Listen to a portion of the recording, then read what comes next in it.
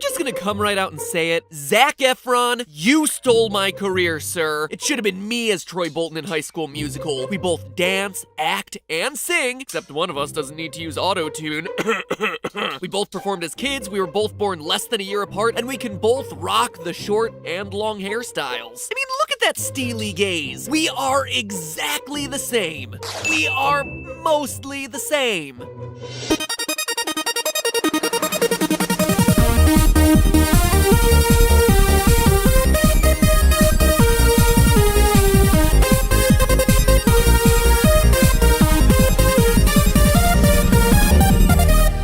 Internet, welcome to Film Theory, the show that encourages viewers to get your head in the game if the game is reinterpreting beloved childhood franchises. If you still haven't figured out what we're talking about today, well then you probably don't even Disney Channel original movie, bro, because today's episode is all about High School Musical.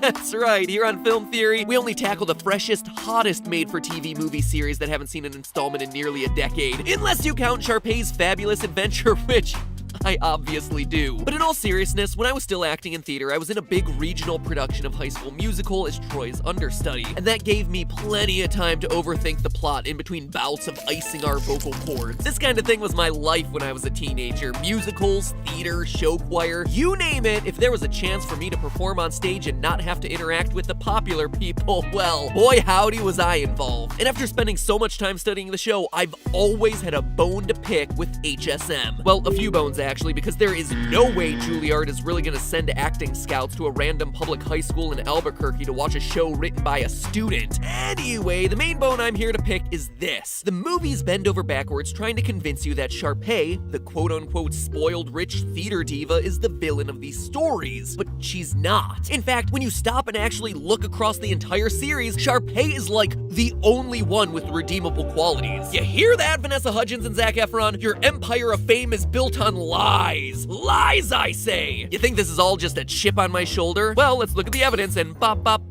to the bottom of this case. Now, in case you need a cram session before this High School Musical final exam, here it is in a nutshell. In the original High School Musical, our heroes Gabriella and Troy meet when they do karaoke together at a New Year's Eve party, conveniently finding out shortly thereafter that Gabriella is transferring to Troy's school. Actually, just the plot of Grease. She's a science nerd who wants to find a new place for herself at the school, and he's a star basketball player who wants to find a new place for himself in Gabriella's pants. On a whim, they decide to audition for the High School Musical. Oh, I get it. I get the title now. Even though they're turned away for being too late and they didn't prepare anything, they still miraculously get a callback for the two lead roles. This doesn't sit too well with Sharpay and her twin